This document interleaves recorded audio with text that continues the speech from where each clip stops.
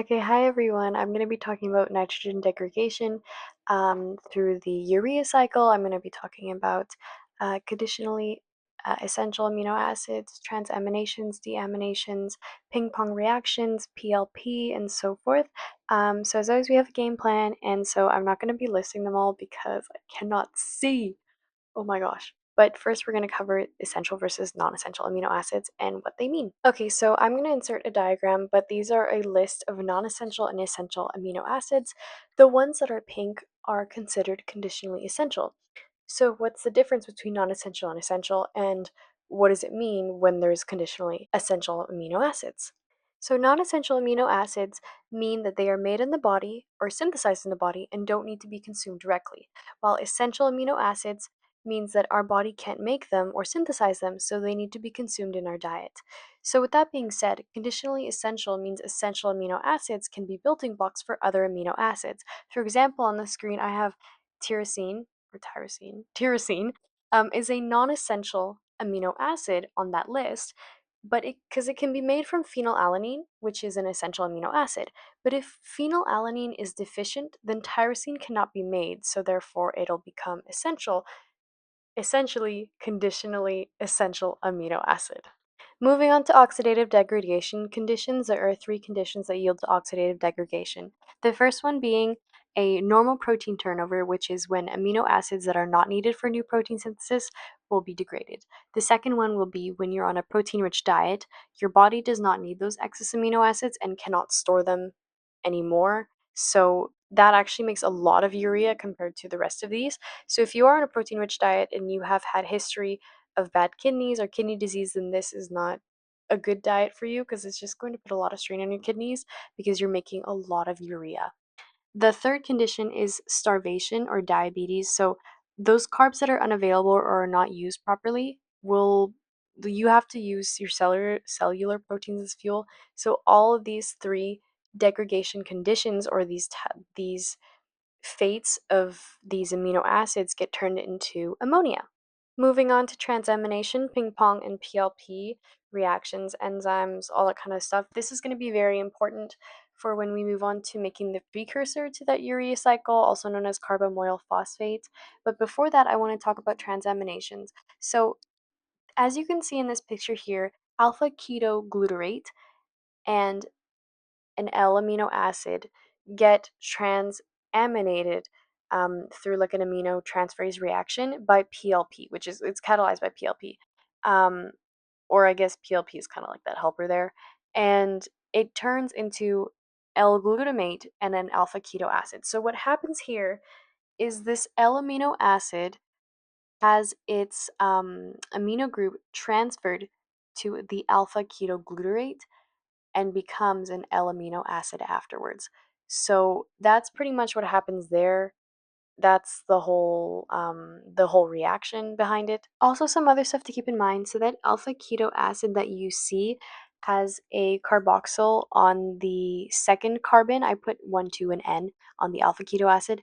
That carboxyl group also comes from the alpha carboxyl or carbon from alpha ketoglutarate. So literally, when you did that amino transferase, you transferred that amino group from the left or the L amino acid onto the alpha ketoglutarate, and then that carboxyl ended up also coming over as well. Not like it's a carboxyl transferase, but it literally like you swapped the groups on that alpha carbon on the ketoglutarate to the that second carbon on the amino acid.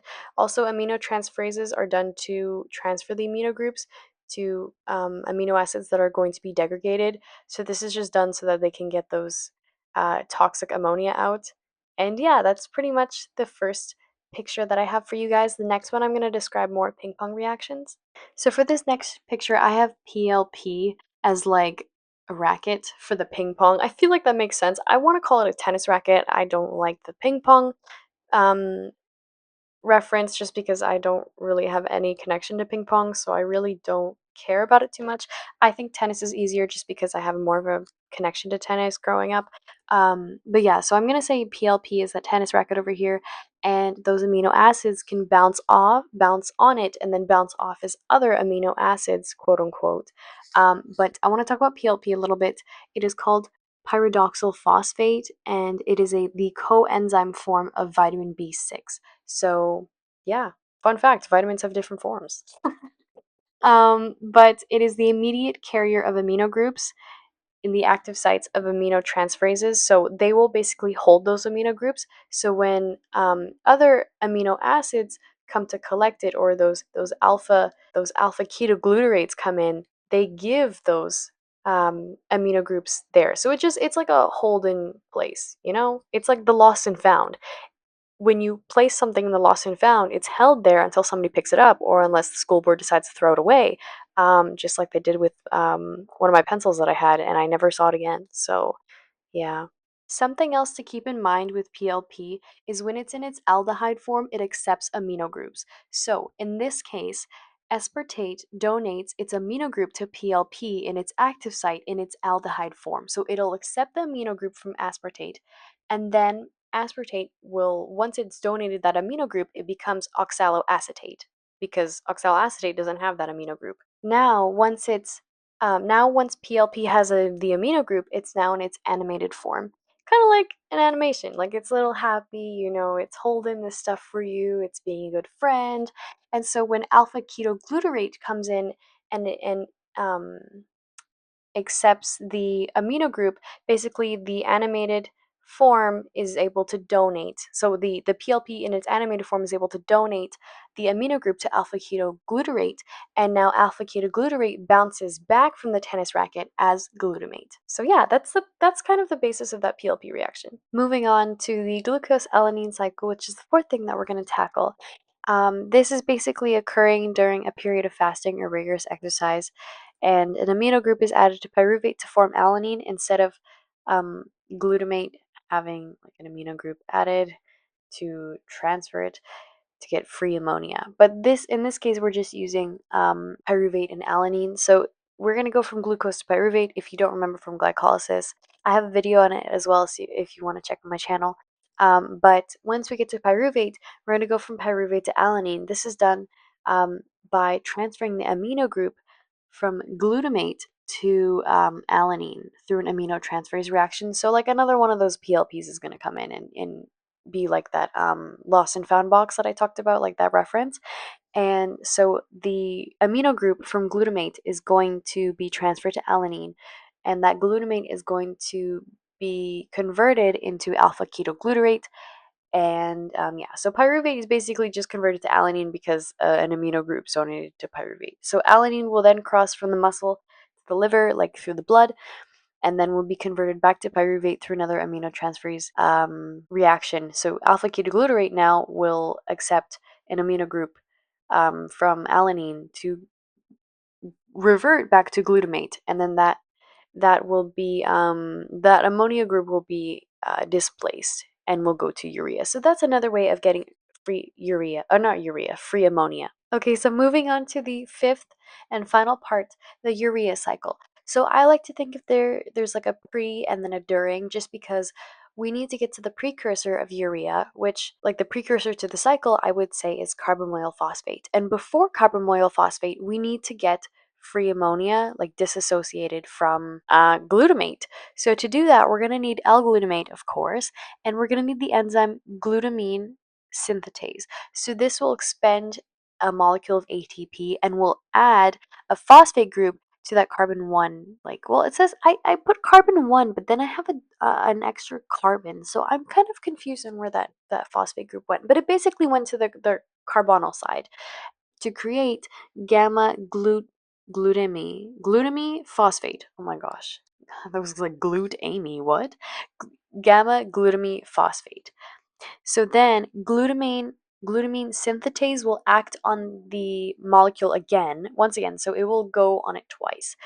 It's a two-step reaction, with the first step being phosphorylation. The second step will be to remove the phosphate and to add in free ammonia. So free ammonia will attach to the carboxyl end, or the carbonyl end, and then glutaminase in the liver mitochondria will take water, and it will remove that free ammonia. So it basically transfers the ammonia across the cell, if that makes sense. So yeah, so the whole point of this was just to get ammonia in place so that it can be transferred somewhere else, and after being transferred can be converted into another, like put into another substrate, which can then disassociate it out. So yeah, that's pretty much the first part, is to get ammonia across into the liver cell. Okay, so now we have our free ammonia. And so this is kind of a more zoomed in picture. You have glutamate, and this is going to be taking out an ammonia group.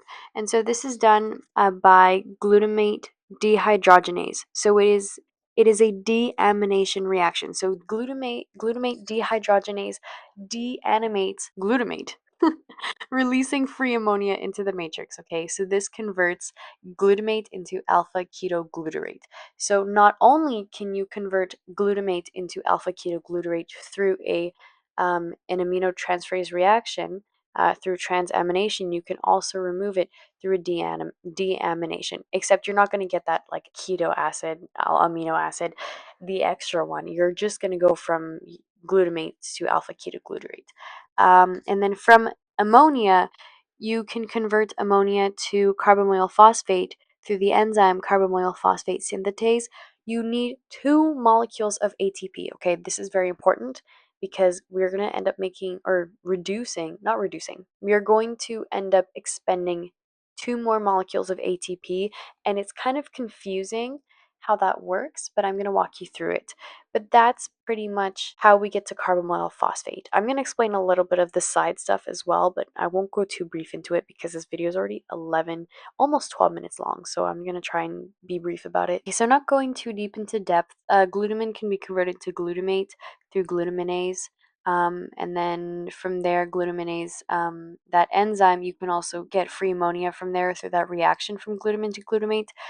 So the whole point is to get ammonia transported into the matrix. Okay, so now we have gotten to the fun part of the whole cycle bit. Okay, so ornithine is going to be the first molecule that we're going to need here. So right now we're still in the liver matrix, okay, the liver mitochondrial matrix. So ornithine is this molecule that's going to react with carbamoyl phosphate, what we just created using the free ammonia in the matrix, okay? So this is catalyzed by ornithine transcarbamylase, or carbamylase. I feel like I'm saying them wrong.